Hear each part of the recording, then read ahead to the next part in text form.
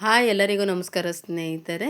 ನಿಮ್ಮ ಗಾರ್ಡನ್ನಲ್ಲೂ ಇದೇ ರೀತಿ ಹೂವು ಬರಬೇಕು ಅಂತ ಅಂದರೆ ನಾನು ಹೇಳುವಂತಹ ಗೊಬ್ಬರನ ನೀವು ಗಿಡಗಳಿಗೆ ಹಾಕ್ತಾ ಬಂದರೆ ಖಂಡಿತ ನಿಮ್ಮ ಗಾರ್ಡನ್ನಲ್ಲೂ ಇದೇ ರೀತಿ ಹೂಗಳು ಸ್ಟಾರ್ಟ್ ಆಗ್ತದೆ ಸ್ನೇಹಿತರೆ.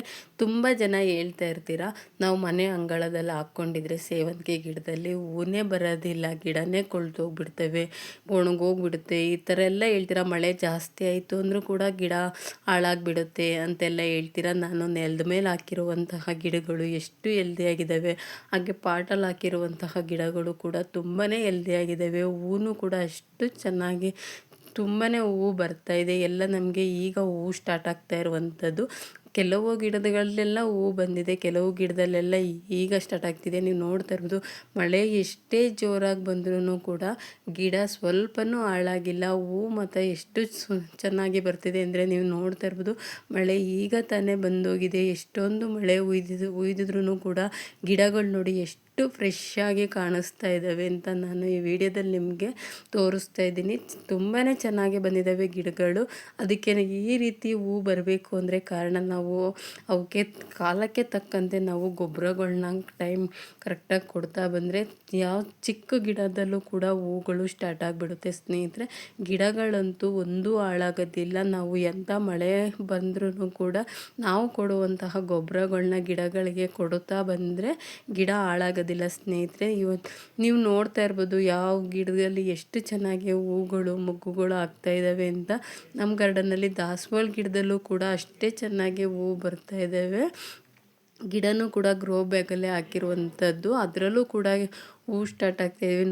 ನೋಡಿ ನೀವು ಯಾವ ರೀತಿ ಬಂದಿದ್ದಾವೆ ಅಂತ. ಡಬಲ್ ಪೆಟಲ್ ಆಗಿರ್ಬೋದು, ಸಿಂಗಲ್ ಪೆಟಲ್ ಆಗಿರ್ಬೋದು, ಗಿಡಗಳಲ್ಲೆಲ್ಲ ಮೊಗ್ಗುಗಳು ಹೂಗಳು ಬರ್ತಾನೆ ಇರ್ತವೆ. ಡೈಲಿ ಒಂದೊಂದು ಗಿಡದಲ್ಲೆಲ್ಲ ಹೂ ಬರ್ತಾನೆ ಇರ್ತವೆ.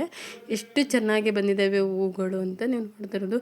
ಇದಕ್ಕೆ ಕಾರಣ ಇವಾಗ ನಾನು ಕೊಡುವಂತಹ ಗೊಬ್ಬರ ಸ್ನೇಹಿತರೆ. ನಾನಿವತ್ತು ಯಾವ ಗೊಬ್ಬರನ ಹಾಕ್ತಾಯಿದ್ದೀನಿ ಗಿಡಗಳಿಗೆ ಅಂತ ಈ ವಿಡಿಯೋದಲ್ಲಿ ನೋಡ್ಕೊಂಡು ಬರೋಣ ಸ್ನೇಹಿತರೆ. ಅದಕ್ಕಿಂತ ಮುಂಚೆ ಯಾರೆಲ್ಲ ವಿಡಿಯೋ ನೋಡ್ತಾ ಇದ್ದೀರಾ ದಯವಿಟ್ಟು ಸಬ್ಸ್ಕ್ರೈಬ್ ಮಾಡಿಕೊಡಿ. ವಿಡಿಯೋ ಇಷ್ಟ ಆದರೆ ಲೈಕ್ ಕೊಟ್ಟು ಶೇರ್ ಮಾಡಿ ಸ್ನೇಹಿತರೆ. ನಮ್ಮ ಗಾರ್ಡನ್ ಇಷ್ಟ ಆದರೆ ನಿಮ್ಗೇನಾದರೂ ತಿಳ್ಕೋಬೇಕು ನಮ್ಮ ಗಾರ್ಡನ್ ಬಗ್ಗೆ ಅಂತಂದರೆ ಕಮೆಂಟ್ ಮಾಡಿ, ನಾನು ಕಮೆಂಟಲ್ಲಿ ಆನ್ಸರ್ ಮಾಡ್ತೀನಿ ಸ್ನೇಹಿತರೆ. ಬನ್ನಿ ನಾನು ಯಾವ ಗೊಬ್ಬರನ ಹಾಕ್ತಾಯಿದ್ದೀನಿ ಅಂತ ನೋಡ್ಕೊಂಡು ಬರೋಣ. ನೋಡಿ ಸ್ನೇಹಿತರೆ, ನಾನು ತೊಗೊಂಡಿರುವಂಥದ್ದು ಇದು ಬೇವಿನ ಹಿಂಡಿ ಅಂತ ಹೇಳ್ತಾರೆ. ಇದನ್ನು ಬೇವಿನ ಹಿಂಡಿ ಜೊತೆ ಕಡಲೆ ಹಿಂಡಿನೂ ಕೂಡ ಮಿಕ್ಸ್ ಮಾಡಿ ಹಾಕಿದ್ರೆ ಗಿಡಗಳು ಇನ್ನೂ ಚೆನ್ನಾಗೇ ಬರ್ತವೆ. ಆಲ್ರೆಡಿ ನಾನು ಕಡಲೆ ಹಿಂಡಿನ ಹಾಕಿದ್ದೆ. ಇವಾಗ ನಾನು ಮಳೆ ತುಂಬ ಇರೋದ್ರಿಂದ ಬೇವಿನ ಹಿಂಡಿನ ಹಾಕ್ತಾಯಿದ್ದೀನಿ ಸ್ನೇಹಿತರೆ.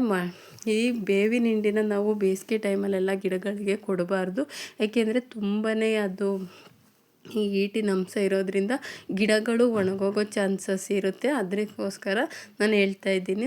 ಈ ಒಂದು ಗೊಬ್ಬರನ ನಾವು ಮಳೆಗಾಲದಲ್ಲಿ ಮಾತ್ರ ಪ್ರತಿಯೊಂದು ಗಿಡಕ್ಕೂ ಕೂಡ ನಾವು 1 ಸ್ಪೂನ್ನಷ್ಟು ಕೊಡ್ತಾ ಬಂದರೆ, ಚಿಕ್ಕ ಸಸಿಗಳಿಗೆ ಸ್ವಲ್ಪ 1/4% ಕೊಟ್ಟು, 1 ಸ್ಪೂನಲ್ಲಿ ದೊಡ್ಡ ಗಿಡಗಳಿಗೆಲ್ಲ 1 ಸ್ಪೂನ್ನಷ್ಟು ಕೊಟ್ಟರೆ ಸಾಕು ಸ್ನೇಹಿತರೆ. ಇಷ್ಟನ್ನು ನಾವು ಮಾಡ್ಕೊಂಡು ಬಂದರೆ ಮಳೆಗಾಲದಲ್ಲಿ ಗಿಡಗಳು ಒಂದೂ ಕೂಡ ಒಣಗೋದಿಲ್ಲ. ಆದರೆ ಈ ಒಂದು ಗೊಬ್ಬರನ ನಾವು ಬೇಸಿಗೆ ಟೈಮಲ್ಲೆಲ್ಲ ಹಾಕಕ್ಕೆ ಹೋಗ್ಬಾರ್ದು, ಅವಾಗ ಗಿಡಗಳು ಬರೋದಿಲ್ಲ ಸ್ನೇಹಿತರೆ, ಒಣಗೋಗ್ಬಿಡ್ತವೆ. ತುಂಬ ಬಿಸಿಲಿರೋದ್ರಿಂದ ಗಿಡ ಬೇಗ ಒಣಗೋಗ್ಬಿಡ್ತವೆ. ಇದೇನಿದ್ರೂ ಮಳೆಗಾಲದಲ್ಲಿ ಮಾತ್ರ ಗಿಡಗಳಿಗೆ ಹಾಕುವಂತಹ ಗೊಬ್ಬರ ಸ್ನೇಹಿತರೆ. ಇವತ್ತಿನ ವಿಡಿಯೋ ಎಲ್ರಿಗೂ ಇಷ್ಟ ಆಗಿದೆ ಅಂದ್ಕೊಳ್ತೀನಿ. ನಮ್ಮ ಗಾರ್ಡನಲ್ಲಿರುವಂತಹ ಗಿಡಗಳಿಗೆ ಗೊಬ್ಬರ ಹಾಕೋದಕ್ಕೆ 1 ಅವರ್ ಆದರೂ ಬೇಕು. ಅದಕ್ಕೆ ಸ್ವಲ್ಪ ಗಿಡಗಳಿಗೆ ಹಾಕಿ ತೋರಿಸಿದ್ದೀನಿ. ವಿಡಿಯೋ ಇಷ್ಟ ಆಗಿದರೆ ಲೈಕ್ ಕೊಟ್ಟು ಶೇರ್ ಮಾಡಿ. ಮುಂದಿನ ವಿಡಿಯೋ ಜೊತೆ ಸಿಗ್ತೀನಿ. ಧನ್ಯವಾದಗಳು.